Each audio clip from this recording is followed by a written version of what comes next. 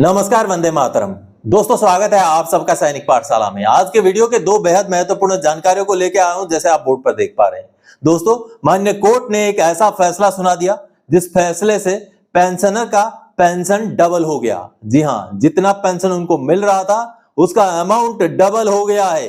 जी हां, इसके बारे में आगे आपको जानकारी दूंगा। दोस्तों, माननीय कोर्ट का यह एक ऐतिहासिक फैसला है। इसके साथ ही साथ आपने सुना होगा कि अगर आपको एरियर का भुगतान देरी से हो, आपका पेंशन एंटाइटलमेंट का भुगतान देरी से हो, तो उसके ऊपर बैंक्स को भी आपको ब्याज देना चाहिए या ब्याज देना पड़ता है। लेकिन आपने कभी सुना है किसी को ब्याज लेते हुए? आज मैं आपको ऐसा ही एक महत्वपूर्ण जानकारी देने वाला हूं जिसमें पेंशनर को 69,440 रुपए का ब्याज का भुगतान बैंक को करना पड़ रहा है और इंटरेस्ट का बकायदा नॉन पेमेंट सर्टिफिकेट और कैलकुलेशन शीट बना करके सीपीपीसी ने स्पर्श को भेज दिया। बहुत बड़ी बात है दोस्तों ये। इसके बारे में आगे बकायदा डॉक्यूमेंट्स दिखा करके आपको समझाऊंगा। तो चलिए इन्हीं दो विषयों को लेकर आगे बढ़ेंगे। आगे बढ़ने से पहले हमेशा की तरह मेरा आप सबसे आग्रह है, अगर सैनिक पाठशाला चैनल का वीडियो आप पहली बार देख रहे हैं या अभी तक चैनल को सब्सक्राइब नहीं किया है तो सबसे पहले फटाफट से चैनल को सब्सक्राइब कर लीजिए। उसके आगे वीडियो देखना कंटिन्यू रखें ताकि चैनल में अपलोड किए गए वीडियोस का नोटिफिकेशन आप तक तुरंत पहुंच सके। चलिए अब आगे बढ़ते दोस्तों। सबसे पहले देख पा रहे हैं, वाह जबरदस्त खुशखबरी है। आरबीआई के ऑर्डर पर पेंशनर को 8% ब्याज का एनपीसी जारी किया बैंक ने। भुगतान अगर देरी से हो तो पेंशनर्स को लागू है 8% इंटरेस्ट।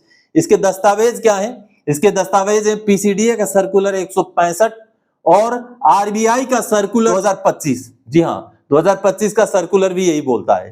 दोस्तों, पीसीडीए का सर्कुलर 165, ये सामने आप सर्कुलर देख पा रहे हैं।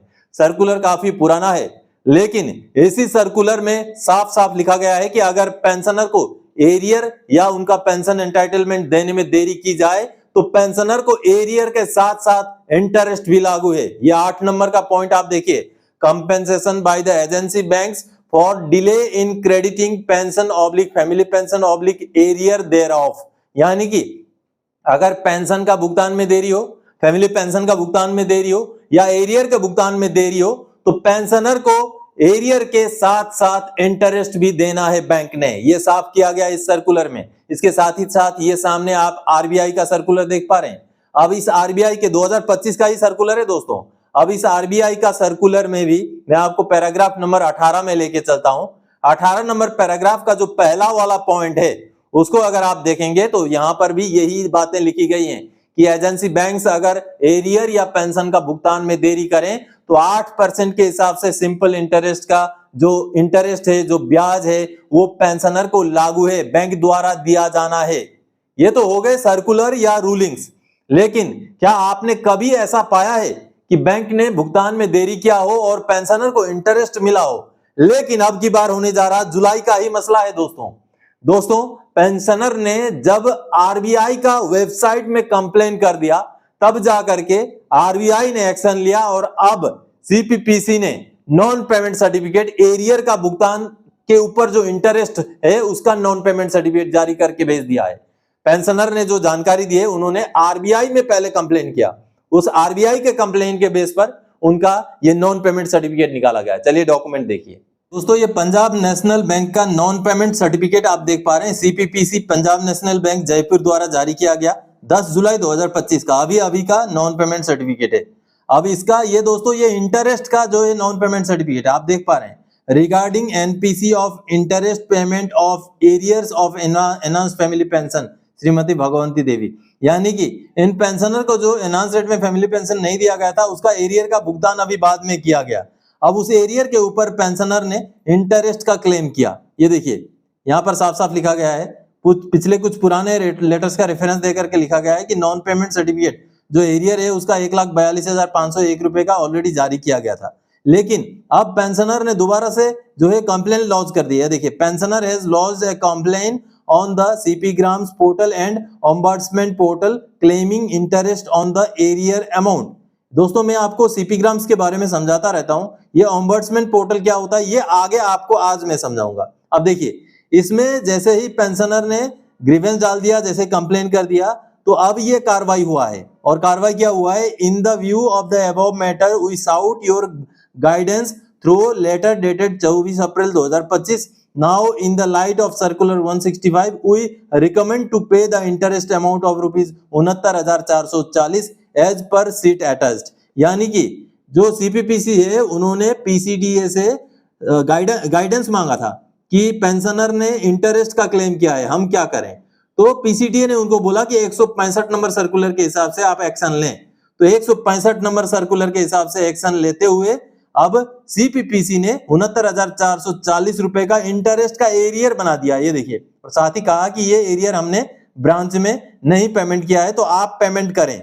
ये स्पर्श को लिखा गया है, देखिए CPPC द्वारा स्पर्श को लिखा गया है और इसके साथ साथ एक कैलकुलेशन शीट भी है। ये देखिए, जब भी उनको ये एनहांस रेट का फैमिली पेंशन लागू था, नहीं दिया था, उसका पूरा शीट बना करके ये देखिए यहाँ पर सिंपल इंटरेस्ट 8% इंटरेस्ट का, ये देखिए इंटरेस्ट पूरा जोड़ करके इसका टोटल आप देखिए 69,440 रुपए का ये टोटल बना करके ये कैलकुलेशन शीट और ये वाला नॉन पेमेंट सर्टिफिकेट बना करके CPPC ने भेज दिया है स्पर्श को। अब स्पर्श द्वारा इस इंटरेस्ट का भुगतान होगा दोस्तों, क्योंकि एक बार नॉन पेमेंट सर्टिफिकेट जारी करने के बाद स्पर्श को भुगतान करना ही पड़ेगा। चलिए अब मैं आपको ये ओम्बड्समैन जो पोर्टल है इसमें किस तरीके से ग्रीवेंस डालते हैं वो समझाता हूं, उसको देखते हैं। देखिए गूगल में जैसे आप ओम्बड्समैन पोर्टल सर्च करेंगे, सबसे ऊपर इस तरीके से complaints reserve bank of India आएगा। इसको जैसे क्लिक करेंगे दोस्तों, आप सीधे सीधे ये देखिए ग्रीवेंस रिड्रेसल ओम्बड्समैन स्कीम, यहां तक आप पहुंच जाएंगे। अगर आप ऐसे नहीं जाना चाहते तो आप जो रिजर्व बैंक का ये जो वेबसाइट है, ऑफिशियल वेबसाइट है, इसके थ्रू से भी जा सकते हैं। यही है रिजर्व बैंक का ऑफिशियल वेबसाइट। इसमें सबसे नीचे आपको ये देखिए कंप्लेंट्स मिलेगा। इस कंप्लेंट्स वाले ऑप्शन में क्लिक करेंगे तब भी आप यहीं पहुंच जाएंगे। ये देखिए ओम्बड्समैन स्कीम, अब यहां पर क्लिक करना है आपने, ये नीचे वाला जो ऑप्शन है यहां जैसे क्लिक करेंगे आपको ये देखिए अब इस जगह पर पहुंचाया जाएगा। यहां पर फाइल अ कंप्लेन, पहले आपने फाइल किया है तो उसका ट्रैक करने के लिए ऑप्शन है और उसके बाद अपील भी फाइल कर सकते हैं। ये देखिए काफी अच्छा फैसिलिटी है इसमें। तो फाइल अ कंप्लेन में आप क्लिक करेंगे तो आपको रिजर्व बैंक ऑफ इंडिया का उस वेबसाइट में पहुंचा दिया जाएगा। ये देखिए जहां से आप कंप्लेन फाइल कर सकते हैं। यहां पर जो कैप्चा है उसको आपने फिलअप करना है। कैप्चा फिलअप करने के बाद अब कैप्चा फिलअप कर दिया मैंने, अब जैसे नेक्स्ट करेंगे ये देखिए आपको वहां पर मोबाइल नंबर और आपका नाम डालने का ऑप्शन आएगा। ये देखिए name of the applicant, mobile number. अब यहां पर मैं अपना नाम डाल रहा हूं, मैंने अपना नाम डाल दिया और यहां पर मेरा मोबाइल नंबर ऑटोमेटिकली आ गया। अब इसमें मैं गेट OTP करूंगा। अब यहां पर OTP मेरे मोबाइल में आ गया है, इस OTP को मैंने यहां पर फिलअप करना है। ये रहा मेरा OTP, मैंने OTP फिलअप किया। वैलिडेट करते ही जैसे मैंने वैलिडेट किया दोस्तों, ये देखिए अब यहां से आप अपना कंप्लेंट डाल सकते हैं। यहां पर पूरा किसको कंप्लेंट डालना है, आपका ईमेल आईडी, कौन सा कैटेगरी का कंप्लेंट है, ये सारा चीजें आपको यहां पर मिलेगा। ये देखिए किस तरीके का कंप्लेंट है और आपको कौन से आप स्टेट से रहने वाले हैं, उसके बाद आगे आपका एड्रेस डालना पड़ेगा, पिन कोड डालना पड़ेगा, सारा डिटेल्स यहाँ डालने के बाद आपको कंप्लेन यहाँ से आप ओम्बड्समैन पोर्टल में फाइल कर सकते हैं। दोस्तों आप सबने देखा दोस्तों किस तरीके से आप कंप्लेन कर सकते हैं। आपको सर्कुलर की कॉपी चाहिए तो आप मुझे व्हाट्सएप में मैसेज कीजिएगा, मैं आपको सर्कुलर की कॉपी मुहैया करा दूंगा। जो 165 सर्कुलर है या जो RBI का सर्कुलर 2025 वाला सर्कुलर है, या तो फिर आपने RBI के वेबसाइट में कैसे कंप्लेन करना वो आपने सीख लिया है, समझ लिया है। अब आप कंप्लेन कर सकते हैं। आपको भी आदेश जारी होने के बाद भुगतान में देरी हुआ है तो उस पीरियड का इंटरेस्ट लागू है दोस्तों। चलिए अब आगे बढ़ते हैं अगली जानकारी की ओर। माननीय कोर्ट का जबरदस्त फैसला, पेंशन डबल करने का दिया आदेश। पेंशन रूल्स के तहत है प्रावधान, 37 साल बाद न्याय। जी हां दोस्तों, एक 1988 के रिटायरी जिनको ऑर्डिनरी फैमिली पेंशन दिया गया था, लेकिन माननीय कोर्ट ने अब आदेश सुना दिया स्पेशल फैमिली पेंशन दिया जाएगा। और ये एक बहुत बड़ी बात है। अगर आप भी डिसेबल्ड सोल्जर हैं, आप भी डिसेबिलिटी के बेस पर पेंशन आए हैं तो आपको ये जानकारी होनी जरूरी है दोस्तों। चलिए माननीय कोर्ट का ऑर्डर देखेंगे, उसके बाद पेंशन का जो रूल है वो भी देखेंगे दोस्तों। चलिए डॉक्यूमेंट देखते हैं दोस्तों। माननीय AFT का ये बेहद ही ऐतिहासिक फैसला है, 16 जुलाई 2025 का फैसला है, जिस फैसले में माननीय कोर्ट ने एक ऑर्डिनरी फैमिली पेंशन लेने वाले पेंशनर का पेंशन को स्पेशल फैमिली पेंशन में कन्वर्ट करने का आदेश सुना दिया। जी हां, अगर कोई डिसेबल्ड पेंशनर है तो उनके लिए ये महत्वपूर्ण जानकारी है। अगर आपकी मृत्यु डिसेबिलिटी में जो बीमारी है उसकी वजह से होती है, तो आपके फैमिली को भी स्पेशल फैमिली पेंशन लागू है। जी हाँ दोस्तों, ऐसा ही एक केस था जिस पर ये देखिए 1988 के ये रिटायरी थे। रिटायर होने के तुरंत 20 दिन बाद ही उनकी मृत्यु हो गई थी, लेकिन ये जिस वजह से रिटायर हुए थे, जिस वजह से उनका डिसेबिलिटी था, उसी डिसेबिलिटी के कारण से उनकी मृत्यु हुई थी, तो उनको स्पेशल फैमिली पेंशन लागू था उनके फैमिली को, लेकिन उनको ऑर्डिनरी फैमिली पेंशन दिया गया था। अब माननीय कोर्ट ने इस ऑर्डर के जरिए कई सारे पुराने ऑर्डर्स का भी यहाँ पर जिक्र करते हुए माननीय कोर्ट ने यह फैसला सुनाया कि the respondents are directed to calculate due draw an amount and pay special family pension to the applicant within a period of 4 months on receipt of certified copy of this order। यानी कि माननीय court ने ordinary family pension को बदल करके special family pension grant किया। इसको लेकर के दोस्तों किस रूल का माननीय कोर्ट ने हवाला दिया है वो आप यहाँ पर देखिए, regulation 105 of the pension regulations for the army part 1 2008। अब मैं यहाँ पर आपको लेके चलता हूँ, इसमें आखिर क्या लिखा हुआ है, कौन से डिसेबिलिटी पेंशनर के फैमिली को स्पेशल फैमिली पेंशन लागू है, वो चीज इस वाला लाइन से क्लियर हो जाता है। तो चलिए पेंशन रेगुलेशन को देखते हैं। दोस्तों pension regulations for the army part 1 2008 आप देख पा रहे हैं। अब इसी में वो रूल है जिसका पेज नंबर 56 में हमें पहुंचना पड़ेगा, 56 नंबर पेज में है। चलिए वहां पहुंचते पहले ये 56 नंबर पेज देखिए, स्पेशल फैमिली पेंशन प्रावधान क्या है ये देखिए। स्पेशल फैमिली पेंशन किनको लागू है?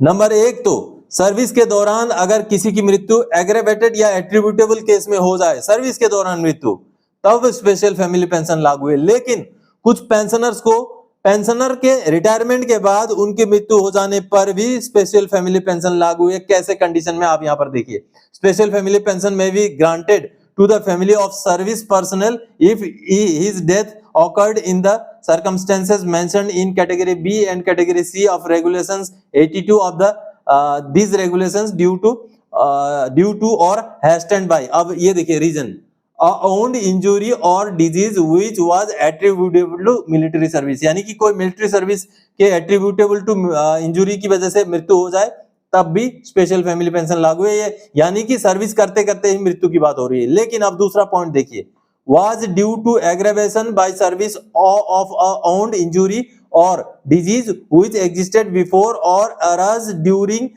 service and in case of death after retirement discharge। यानी कि अगर कोई ऐसी बीमारी हो जो सर्विस के दौरान शुरू हुई हो, या ऐसा कोई घाव चोट है जो सर्विस के दौरान लगी थी और वो एग्रेवेटेड या एट्रीब्यूटेबल हो, तो अगर पेंशनर की मृत्यु हो जाए, देखिए provided that the service personnel had retired discharged otherwise than voluntary at on request on compassionate ground before completion of terms of engagement. इन कंडीशनों में लागू नहीं होगा, बाकी कंडीशनों में लागू होगा। और दोस्तों पेंशन डबल हो जाएगा।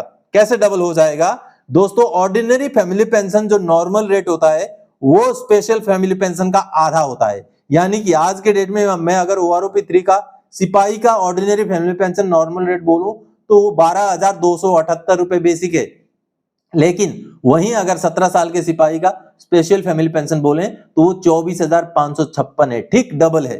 तो इस तरीके से माननीय कोर्ट ने जो ये फैसला दिया है उसकी वजह से, और जो पेंशन का ये रूल है इसकी वजह से पेंशनर का पेंशन सीधे सीधे डबल होने का माननीय कोर्ट ने आदेश सुनाया। और जो भी पेंशनर एग्रावेटेड या एट्रीब्यूटेबल केस में डिसेबल्ड हैं उनको ये जानकारी बेहद महत्वपूर्ण है उनके लिए, क्योंकि अगर आपकी मृत्यु जिस डिसेबिलिटी में आप डिसेबल्ड हैं उस कारण की वजह से होती है तो आपके फैमिली को स्पेशल फैमिली पेंशन लागू है। दोस्तों कि पेंशन का रूल साफ साफ बोलता है, अगर कोई ऐसे पेंशनर जो डिसेबिलिटी पेंशनर हैं जिनका डिसेबिलिटी एग्रावेटेड या एट्रीब्यूटेबल है और उनकी मृत्यु अगर उसी डिसेबिलिटी की वजह से होती है, उसी बीमारी की वजह से होती है, या उसी चोट या उसी घाव की वजह से होती है, तो उनके फैमिली को ऑर्डिनरी फैमिली पेंशन के बजाय स्पेशल फैमिली पेंशन लागू है।